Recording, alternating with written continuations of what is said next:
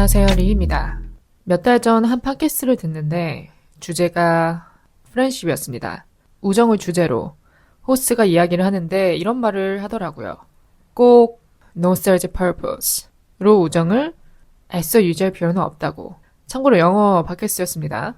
그러니까 한마디로 꼭 오랜 친구라서, 10년지기라서 20년지기라서 학창시절을 모두 함께한 친구라서 우정이 오래됐다는 이유로 굳이 맞지 않는 관계를 이어나갈 필요는 없다 라는 말을 하더라고요.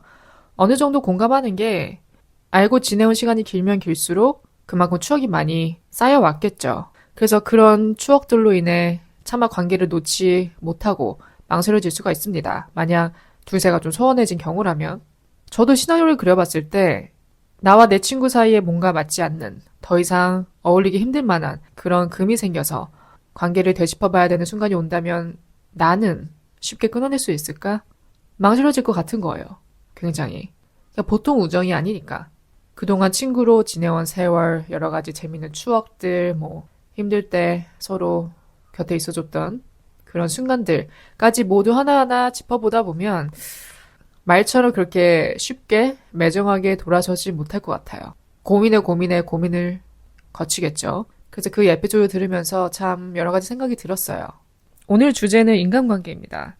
관계를 다시 생각해보게 되는 순간들, 또 여자들의 우정과 결혼식. 제가 여자이기 때문에 여자들의 우정이라고 제목을 붙였는데 남성분들도 해당이 되는 케이스가 있겠죠. 그래서 우정과 결혼식, 이 둘의 상관관계, 두 개가 밀접한 관련이 있으니까 이 부분도 한번 짚어보고 싶고, 또 우리가 친구하면 흔히 힘들 때 곁에 있어주는 친구가 진짜 친구라고 하는데, 또 반대로 상대방의 성공을 진심으로 축하해줄 수 있는 친구도 진정한 친구가 될 수 있거든요. 그래서 이 부분도 한번 저의 견해를 전달해 드리고 싶고요. 우리가 인간관계를 맺기 전 확실히 해둬야 할 것들에는 또 무엇이 있는지, 어떤 부분은 좀 확실히 해둬야 나중에 이런저런 트러블을 일으키지 않을 수 있는지, 그 부분에 대해서도 이야기를 나눠볼게요. 그리고 마지막으로 오늘의 제목이죠.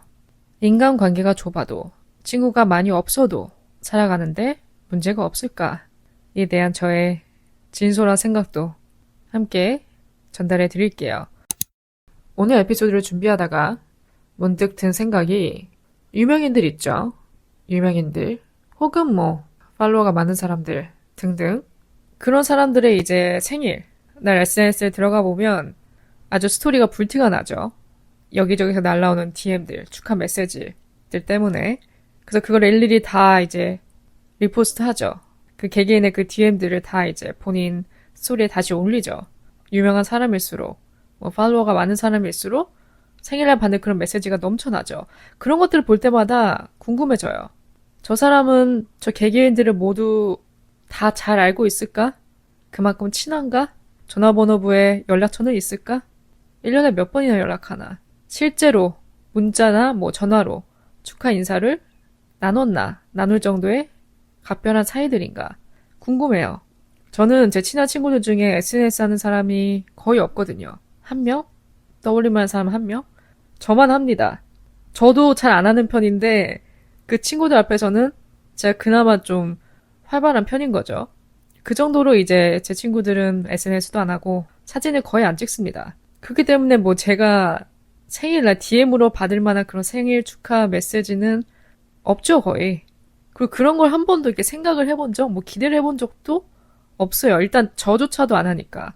제가 며칠 전에 어떤 팟캐스트를 하나를 들었는데, 이제 어떤 커플이 서로의 사진을 인스타그램에 포스팅하는 것을 주제로 놓고 이제 대화를 나눴습니다. 그 호스트 중 한 명은 굳이 SNS에 포스팅할 필요가 없다. 생일 축하한다고 게시글을 쓰거나 스토리에 올리거나 그런 아이디어 자체를 이렇게 좋아하지 않는다. 왜냐? 너무 performative 하니까 라고 말을 했어요. 그러니까 너무 보여주기식이라는 거죠. 퍼포먼스적인, 딱 보여주기식 행동같이 느껴진다는 거죠. 어느 정도 동의는 합니다. 당연히 생일날 곁에 있어 주겠죠. 축하도 해주고 밥도 먹고 얘기도 나누고 실제로 같이 있는 상황에서 이 생일 축하를 기념할 텐데 굳이 소셜미디어에 보란 듯이 생일 축하를 해줘야 할까? 친구 사이도 마찬가지예요.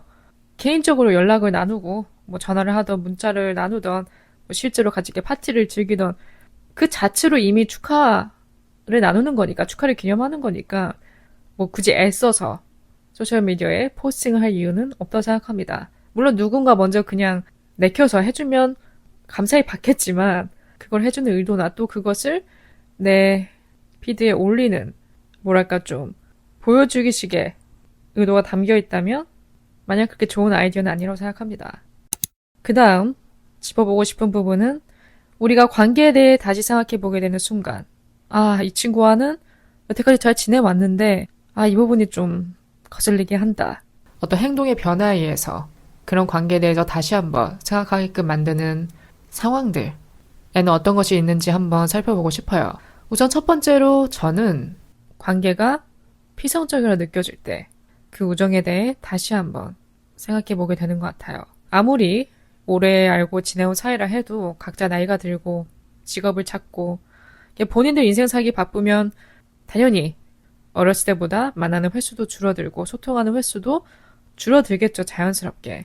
물론 그런 거에 상관없이 그런 거에 영향받지 않는 단단한 우정이면 괜찮겠지만 그렇게 좀 서로에 대해 좀 소홀해지는 갭이 커지다 보면은 어쩔 수 없이 뭔가 우리의 우정이 전부 다 좀 얕아진 느낌이 드는 때가 와요. 이게 저의 특징일 수도 있습니다. 여러분들이 공감을 하실지 모르겠는데 저는 워낙 이렇게 좁고 깊은 관계를 선호하다 보니까 피상적인 관계가 되었을 때 그 우정에 대해 다시 생각해보게 돼요. 예를 들면 만날 때마다 항상 뭐랄까 좀 시덥지 않은 얘기만 나누고 헤어진다. 좀 디테일하게 보자면 뭐 이성 얘기. 뭐 한 사람이 예를 들어 뭐 썸을 타기 시작했다. 그럼 보통 그 사람이 그날은 어떻게 보면 주인공이 되죠. 이야기의 리더가 되죠. 할 말이 많을 테니까 보통 어떻게 만나는지 그 만나게 된 계기부터 연락을 나누고 누가 먼저 뭐 대시하고 혹시 사귀게 됐다면 어떻게 사귀게 됐는지 이것저것 다 얘기하다 보면 시간이 금방 가요. 그럼 보통 한 사람은 계속 얘기만 할 거고 한 사람은 듣는 쪽에 속하게 됩니다. 물론 저는 이제 말하는 것보단 듣는 편에 속하는 게 더 편해서 상관은 없는데 또 너무 한 사람만 주구장창 얘기해도 좀 그렇죠. 같이 떠들기보단 얘기를 뭔가 들어주려고 그 자리에 나간 느낌? 그리고 참 이성 얘기라는 게 애매한 게 이성 얘기를 친구랑 하지 누구랑 해요. 연인과 싸우거나 기쁜 소식 뭐 나쁜 소식 있을 때 무조건 우리는 친구를 먼저 찾죠. 그럴 땐 친구란 게 너무도 당연한 존재인데 또 허구한 날 만날 때마다 이성 얘기만 하면 그것도 살짝 영양가 없이 느껴져요. 제가 너무 예민하게 생각하는 걸 수도 있습니다. 어쨌든 저는 그렇게 느껴요. 제가 뭐 지금 10대거나 뭐 20대 초반이면 모를까 이제 30대부터는 그러니까 삶의 무게가 점점 느껴지는 나이잖아요. 연애도 중요하지만 연애 말고도 뭐 신경 쓸 게 또 중요한 게 많다 보니까 얘기가 너무 그런 쪽으로만 흘러간다면 만날 때마다 저는 관계가 좀 전보다 얕아지는 그런 느낌을 가집니다. 두 번째는 너무 당연한 얘기지만 변했을 때, 변한 모습을 보일 때 친구 고민에 있어서 자주 나오는 질문이 그거예요. 친구가 남친이 생겼는데 예전과 달라요. 변했어요. 다르게 행동해요. 나는 안중에도 없어요. 이런 케이스 정말 많죠. 저도 겪어봤습니다. 근데 또 우리가 이해해줘야 되는 게 연애를 시작하면 당연히 애인과 보내는 시간이 많아집니다. 그건 너무 자연스러운 거예요. 당연히 연인을 더 자주 만나고 연인과 더 자주 연락하고 매일 연락하고 친구는 굳이 이렇게 매일 연락할 필요는 없죠. 당연히 이제 연애를 시작하다 보면 그 우정 사이, 나와 이 친구 사이에 그 연인이 들어오게 돼요. 그러니까 꼭 내가 뭐 소홀해야지 이렇게 마음을 먹은 게 아닌데도 자연스럽게 이제 포커스가 연애로 향하죠. 그래서 그렇게 될 수밖에 없는 상황을 어느 정도는 이제 상대방이 이해를 해야 돼요. 근데 여기서 문제는 그거죠. 완전 180도 변했을 때, 솔로일 때는 맨날 놀자, 불러대고 연락하면서 애인 생기면 입 싹 닫는. 그러고 나서 헤어지면 다시 찾고. 이런 패턴이 너무 눈에 뻔히 보인다면 문제가 되겠죠.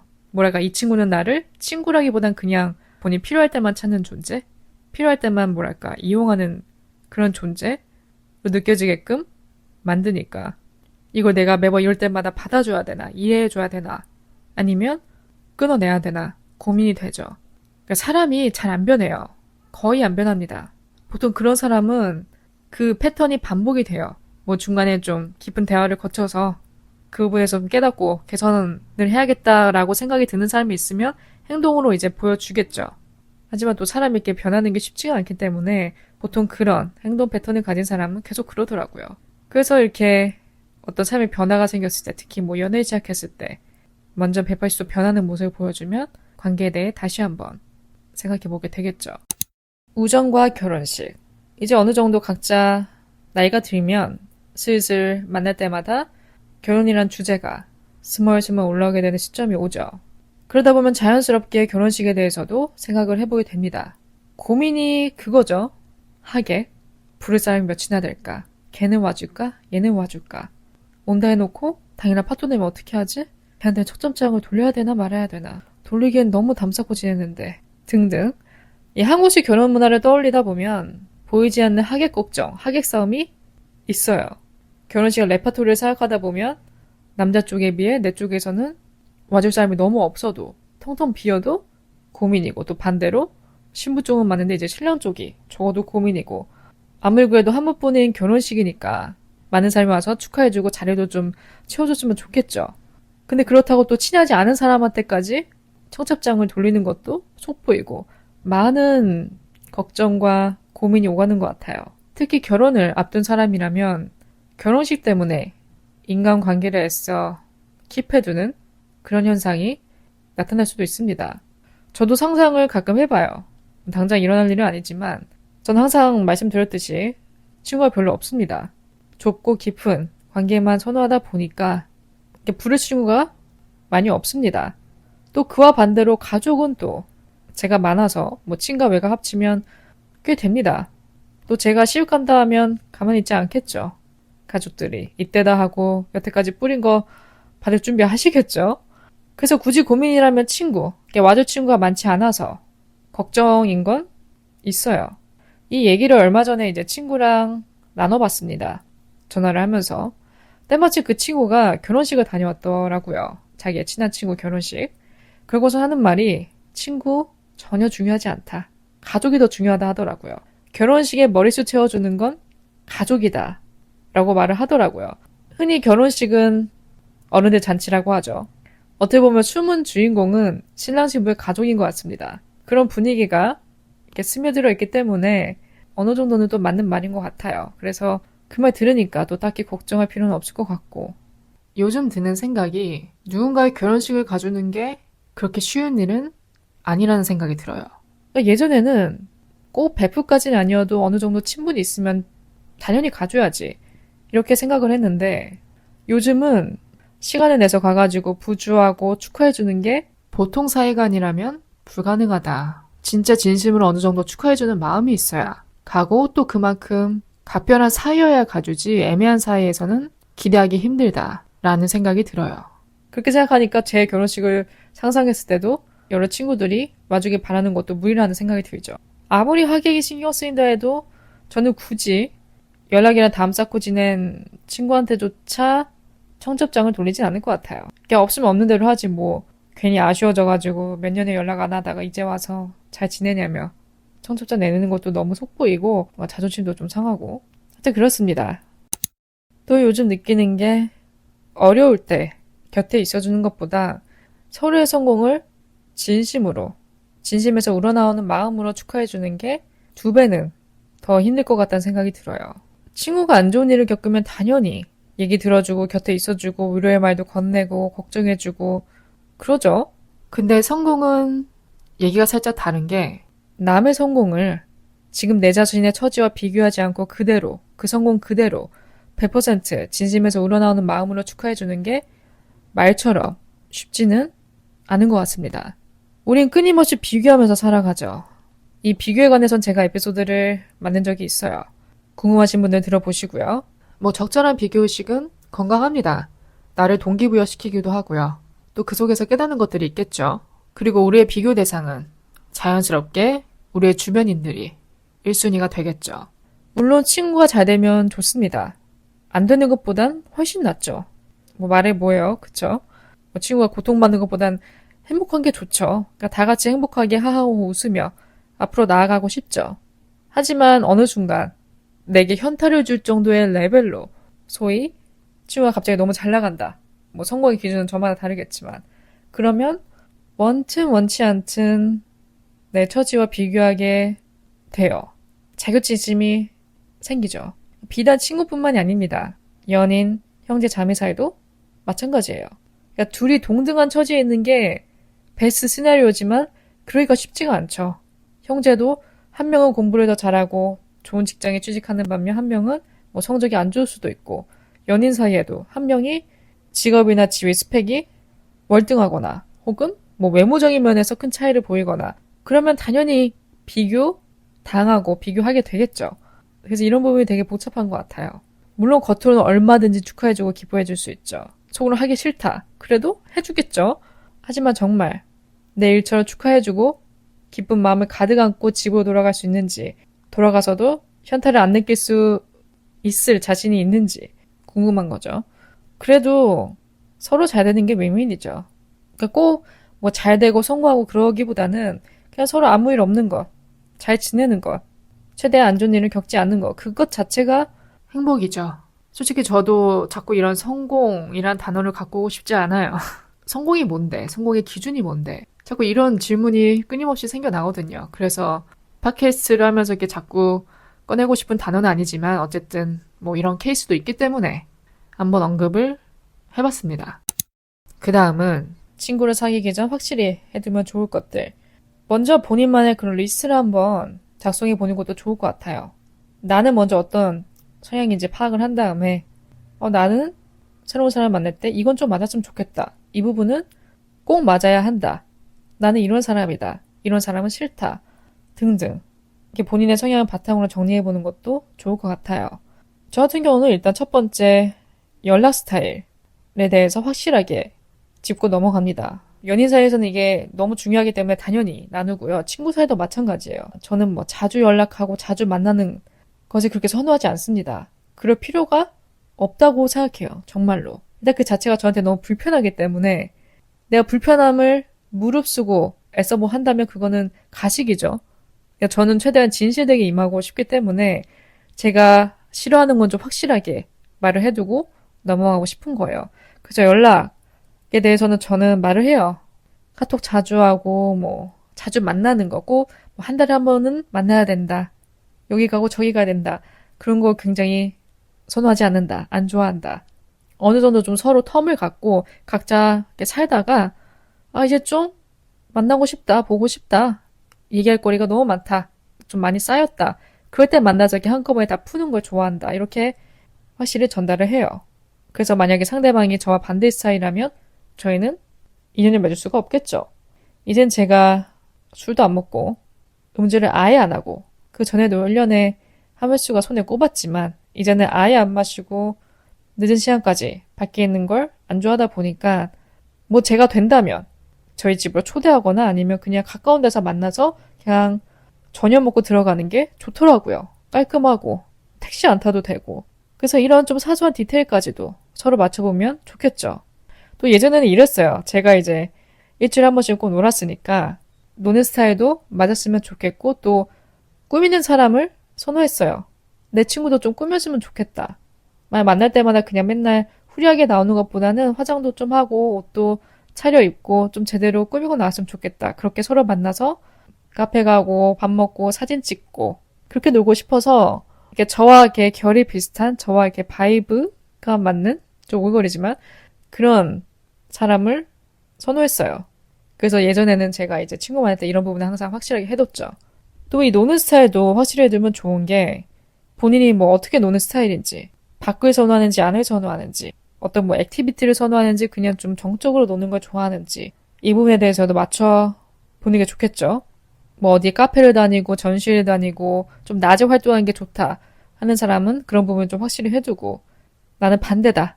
늦잠 자다가 저녁에 이렇게 어슬렁어슬렁 나와서 저녁 먹고 들어가는 게 좋다. 밤에 만나도 난 상관없다 하는 사람은 그런 부분을 미리 전달을 해야 되고 또 여행 부분도 맞춰봐야겠죠. 뭐 사이가 그 정도로 진전이 된다면 여행 갈 땐 어떤 스타일인지 휴양파인지 아니면 관광객파인지 돌아다니는 게 좋은지 아니면 그냥 좀 호캉스처럼 편하게 노는 거 선호하는 사람인지 또 어떤 테마를 선호하는지도 확실하게 매듭을 지어두면 좋아요. 나는 여행 갈 때 뭐 먹는 파다, 휴양파다 등등. 저 같은 경우는 솔직히 혼자 가는 여행을 선호합니다. 해외 여행을 예로 들었을 때. 근데 이건 좀 목적지마다 달라요. 제가 혼자 가고 싶은 시티가 있고, 아, 여기는 좀 같이 가는 게 좋겠다. 같이 가서 좀 서로 사진도 찍어주고 그러고 싶은 곳이 있기 때문에 목적지마다 다릅니다. 근데 일단 저는 전반적으로 혼자 가는 것을 선호해요. 왜냐면 맞추기가 싫거든요. 즉흥적인 사람이랑도 안 맞고요. 뭐 한국 호캉스라면 얘기가 다르겠지만 또 해외라면 저는 조식 먹는 걸 좋아하거든요. 아침은 좋아하니까. 해외 갔을 때는 웬만하면 조식을 먹는데 또 상대방이 그런 거 다 스킵하는 사람이라면 안 맞겠죠. 그래서 이런 것들도 체크리스트가 될 수 있을 것 같아요. 그 다음 또 나눠볼 만한 게 생일. 아까 얘기 나온 생일. 생일을 어떻게 생각하는지. 서로 축하해주는 것을 선호하는지, 축하해준다면 어떻게. 뭐 굳이 꼭 둘이 만나서 뭐 어디 놀러 가야 된다, 파티를 해야 된다라고 생각하는지 아니면 그냥 모바일로 선물 교환하고 축하해줘도 괜찮은지 그런 경험담도 나눠보는 게 좋겠죠. 오늘의 마지막 세그먼트. 인간관계가 좁아도 살아가는데 문제가 없을까? 저도 29년밖에 안 살아서 모릅니다. 100% 괜찮아요, 문제 없어요라고 말하기엔 다소 무리가 있어요. 하지만 아직까진 아무 문제 없이 잘 살아가고 있습니다. 물론 여기엔 사람마다 차이는 있을 겁니다. 뭐 어른들 얘기 가끔 듣다 보면 나이가 드니까 친구도 하나둘씩 연락이 끊기고 소홀해져서 결국 남은 건 배우자다. 배우자만 바라보고 산다. 서로 의지하고 산다. 라고 말하는 사람이 있고 또 평생을 독신으로 살지만 곁에 의리가 좋은 친구들이 아직 남아있거나 혹은 발이 넓어서 힘들 때마다 도움을 구할 수 있는 곳이 많은 사람도 있겠죠. 각자 저마다 다르기 때문에 오직 저의 관점으로만 봐서 괜찮다, 안 괜찮다 라고 판단할 수 있는 부분은 아닙니다. 하지만 한 가지 확실한 건 친구는 양보단 질이라는 거. 제가 생각하는 단단한 우정이란 서로 편한 것. 6개월마다 한 번 보고 1년마다 한 번 봐도 전혀 어색하지 않은, 항상 곁에 있었던 것처럼 편안한 그런 친구가 진정한 우정이라고 생각해요. 항상 그 자리에 있는 사람, 한결같이 그 자리에 항상 있는 사람, 있어주는 사람, 언제 어떤 얘기를 나눠도 대화가 물 흐르듯 이어지는 사람, 또 얘기할 때마다 많은 공감대를 형성할 수 있는 친구가 가장 편하고 좋은 친구라 생각합니다. 여러분은 어떻게 생각하시나요?